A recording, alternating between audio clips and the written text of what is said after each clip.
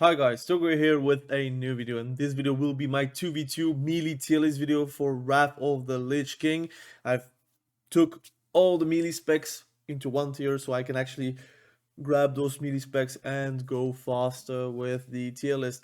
So, of course, it is my opinion. I saw a lot of streams, I did discuss a lot with people that were glad level in TBC, but also in Wrath of the Lich King on private servers.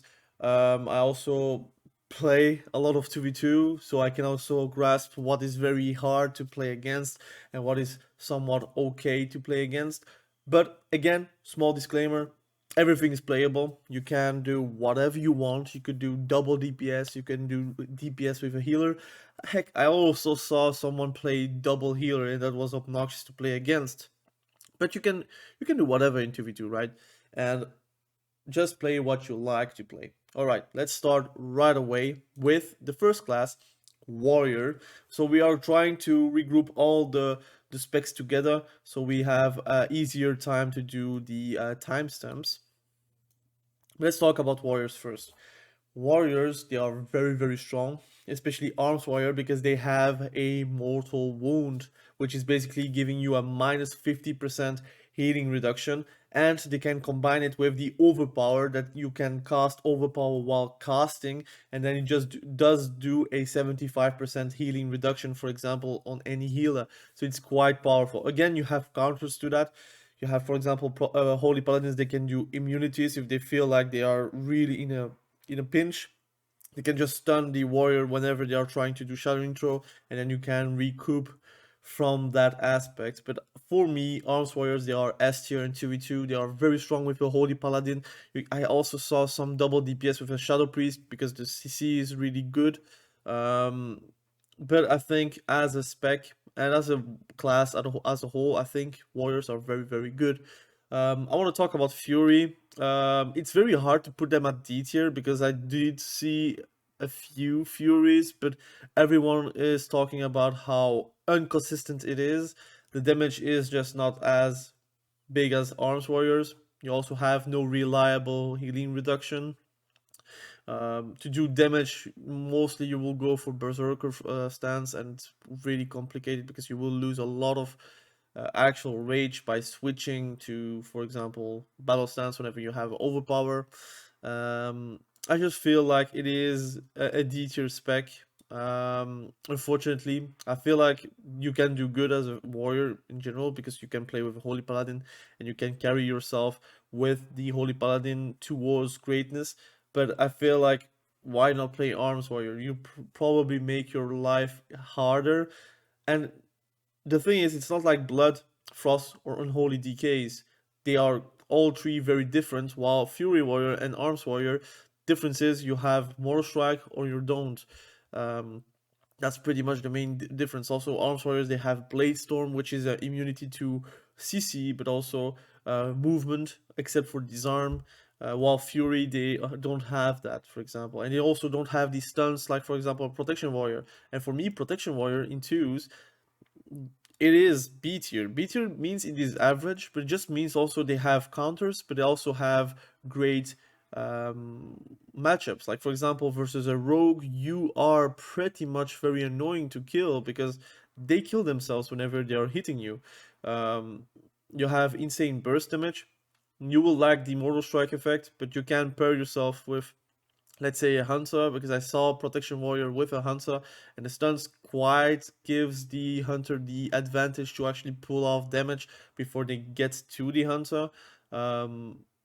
I would maybe not play with a healer because I feel like it would be very slow pace. You can still win though, but I would recommend to play with a DPS so you can have actually a lot of fun. I feel like Protection Warriors are a lot better in threes because you can utilize your stuns for your two teammates, while in 2v2 you will have some struggles versus specific classes. Alright, Feral Druid. For me, Feral Druid, they are A tier, close to S tier really. They are very strong. They have crazy burst possibilities with Berserk. Whenever they go for Berserk and they are on you, they are pretty much unstoppable, except if you're stunning them or you try to counter pressure them. But if you're a warlock, you get screwed because you cannot fear them. And yeah, I mean, they do crazy damage. I mean, sometimes their burst is really impressive. And the good thing is they have instant cyclones. You can be playing 2v2 with a DPS, so that's a very, very fun comp to play as a feral because you can off heal, but also cyclone, give you time, give you some healing potential. And you also have some burst, and again, as a stealthy in 2v2, you will have advantages that some classes don't, because you will always have the opener, and having the opener is very, very important in WOTLK, I believe. So for me, it's a A tier spec. You can also play with a healer, that would be also fine. You will lack sometimes the moral strike effect, but also the easy interrupt, because the only interrupt you can have is with bear form charging in, but you do use your feral charge, so it's very hard to actually deal versus a few specs. That's why for me it's a A tier spec. Assassination Rogue. So I might surprise a lot of people, but I feel like in the beginning of the season 5, I feel like Assassination Rogues are okay to play in twos. The only problem you will have is you cannot switch targets. So if they are doing defensives and you feel like you cannot kill, it's better to just back off, fight away instead of trying to switch targets. Because again, if their defensives are falling off, you will not be able to blind the off target because you did hit them. So you need to only focus on one target because you cannot dispel poisons with your blind. Unfortunately, in Wrath of the Lich King, it does change. I think in Cataclysm, I'm not sure, or in Mob, but it does change later on. Assassination Rogues, the only problem is, again, it's predictable. If you're having an assassination rogue on you, you know that they are not going to switch towards the other target. So the other target can play a bit of a distance game to not get blinded, but also not get gouged, or whatever they can do to actually be annoying versus your healer. So assassination rogues for me, they are average. It doesn't mean that it's bad. It just means that some classes have easier access to do damage. And let's talk about first combat rogues. You see the image of an outlaw because I don't have it, but combat rogues, they are actually all right. I think better in twos than in threes because again, your killing spree hits all targets, and the more targets there is, the harder it becomes. Also, it's very hard to actually deal versus pet classes, like let's say an undead, like an unholy DK, or enhancement shaman 2 with the feral spirits, or even just hunters in general, warlocks. Those are really annoying to deal with, because if you're doing a killing spree and it falls on the demons or on the pets, you will lose a lot of damage. And outside of killing spree, you are just a worse sub rogue, but I'm not really sure about that because the base damage is also high. I just think Shadowlands is so important for rogues in general that for me it just warrants a C tier. It's a C tier spec. You can cheese your way into higher rated because again, killing spree, if you're doing on a single target and you have crazy burst, crazy gear, you can really one shot people. But if you're playing versus a combat rogue, first thing you should know is stick together. If you stick together, you have more chances to actually survive. And I think you can killing spree and do the how it's called the splash damage. I don't know how it will work with killing spree, but I feel like I saw some one shots that's possible to do with two people. But I think the hardest thing is you have a lot of counters that are actually popular in twos. Like Unholy DK is very popular. Warlocks, they are also very popular in twos. And you have also MMs like marksmanship hunters, survival hunters, even BM hunters. Those are very, very annoying to deal with for a combat rogue. So let's talk about Sublety Rogue. Sublety Rogue is for me, it's hard to judge. They can be S tier on the right hands, but it's not like Shadowlands. They can die really easily. They need to reset, but they also don't have to because it's also very hard to reset most of the time. Rogue Mage is very strong, but I would say that it's not as strong as Retail. Just for that, I think it's a 8 tier spec. I think versus Warriors, you can really have a bad time because if whenever you do evasion, they know I'm gonna overpower the hell out of you. And Cloak of Shadows is very, very strong versus casters, but you don't see a lot of casters in twos, right? 2v2 is more of a meaty bracket, and 3v3 I feel like casters are a lot stronger than a few specs. a few comps, I would say. There are comps without casters that are very, very good and doing very, very fine. But I feel like casters in threes are better than in twos, and that's why, as a rogue, you don't have the benefit with Cloak of Shadows, for example, Cloaking Shadows. So, again, A tier. It doesn't mean that it's bad. I think it's meta. I think if you're playing a subtlety rogue, you will have a great time because you can play with a healer, you can play with a double DPS. I think about hunters, I think about pharaohs, I think even about warlocks, shadow priests. You have a lot of choices. I think the only choices where I feel like subtlety rogues that don't really have a place is with a warrior, or I would say even with a DK in twos. So Enhancement Shaman. Enhancement Shaman is very, very fun to play. They're also very fun to play against because there is some back and forth going. You can get obliterated, but the Enhancement Shaman too. They're not very tanky, but they can use a wall whenever they're stunned, so that's also very fun. Feral Spirits, very strong. You need to kite it, or you need to root them, or you need to find a solution to actually play against. For me, Enhancement Shaman, I cannot do lower than B tier. I think B tier is very good. I think it's an average spec. I think it's more of a trees spec, to be honest, because it's more of a support spec. In twos, you can play with a double hybrid, so that becomes a bit interesting for you because you can use your Maelstrom for healing, but also for good damage. And again, it depends on how you play. It depends on what your playstyle is. If you're playing more damaging, more glass cannon, or if you're playing more of a tanky build with a lot of resilience, with a lot of self healing, you try to outlast the enemies because you can outlast as an enhancement shaman. That's why it's for me B tier. I think in threes it's better, but for now in twos, with what I've seen, with what I've discussed with different glads, with different duelists, I would say in TBC and WOTLK, I feel like Enhancement Shaman does deserve the B tier spot. So protection paladin, I could say preg, or I could say full protection paladin, like deep paladin. It's not bad.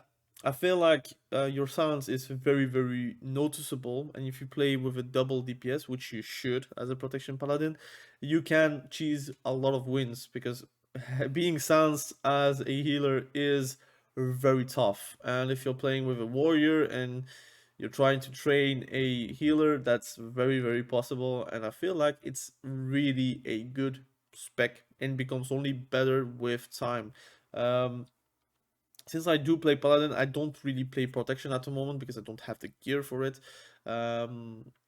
But Preg is something. So Preg is basically having half Retribution, half Protection, and you go for Art of War procs. But Art of War procs are very, very good whenever you have a lot of crits, because whenever you crit, you get the Art of War proc, and then you can heal yourself or your teammates for a lot, because you basically have a lot of spell power. But the problem is, at the moment, season 5, having a lot of crit is not always an option. So for me, season 5 deserves a B tier spot. It could be higher whenever it gets a lot of crit, but with the start of the season, with actually the gear discrepancy with the enemies, with your teammates and such, I feel like it's a B tier spec. Retribution Paladin, I'm not going to go too in depth, but I feel like it's also a B tier spec, more or less top of B tier because it's very strong. I feel like the problem is with Retribution Paladin, and I think that's going to stay like this in Wrath of the Lich King, is you need to pick your spots for Avenging Wrath. Whenever you're doing Avenging Wrath, you actually need to do that whenever they are stun locked. And a lot of healers, not a lot of healers, but priests and holy paladins can dispel stuns. So you basically have to do that on a healer, but the healer can have immunities. So you have to bait immunities, or you have to bait trinkets, or you have to bait pain suppression, for example, on Disc Priest, to actually do Avenging Wrath one shots.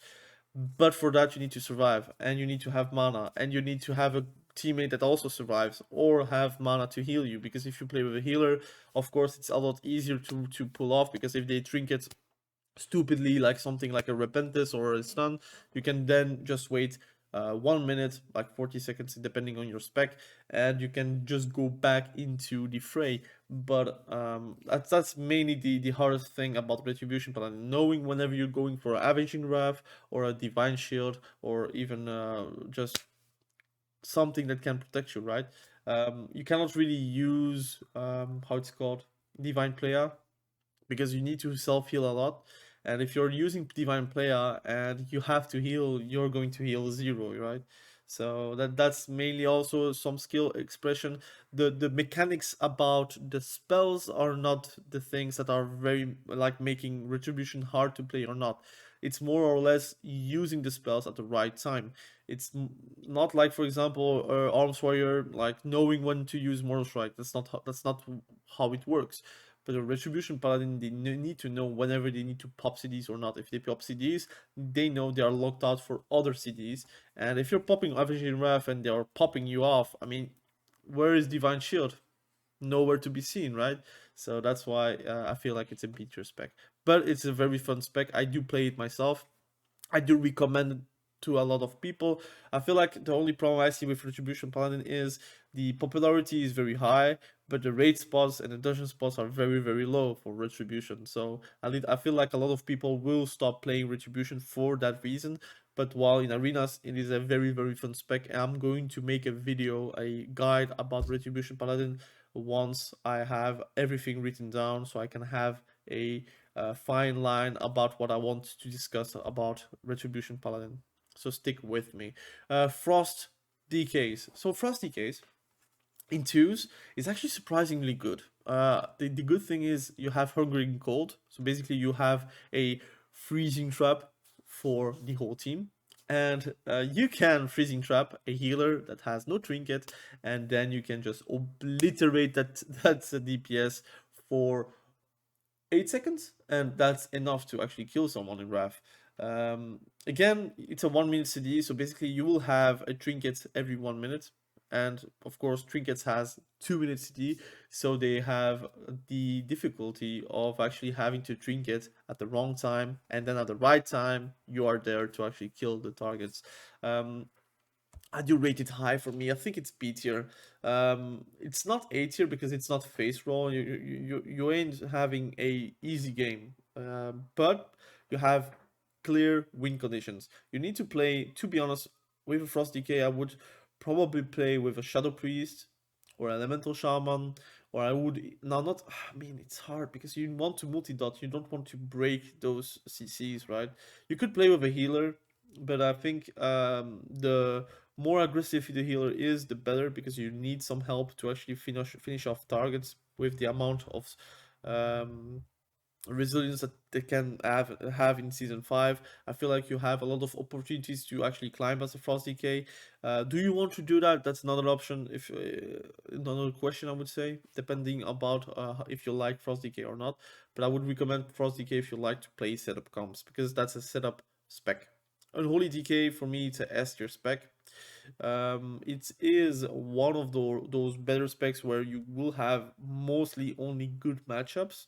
I think the bad matchups that you can have is pretty much versus a warrior, because again, AMS doesn't do anything, AMZ doesn't do anything.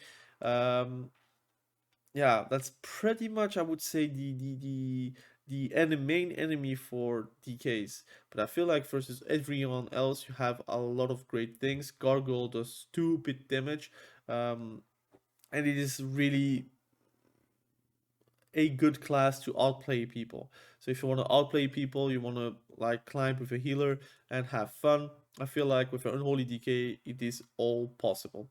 Let's talk about the last class, last spec. It's a fan favorite of mine. I love Blood DKs, but in Season 5, the problem is Armor Pen is scarce. You need to have close to 100% a armor pen to actually do disgusting damage.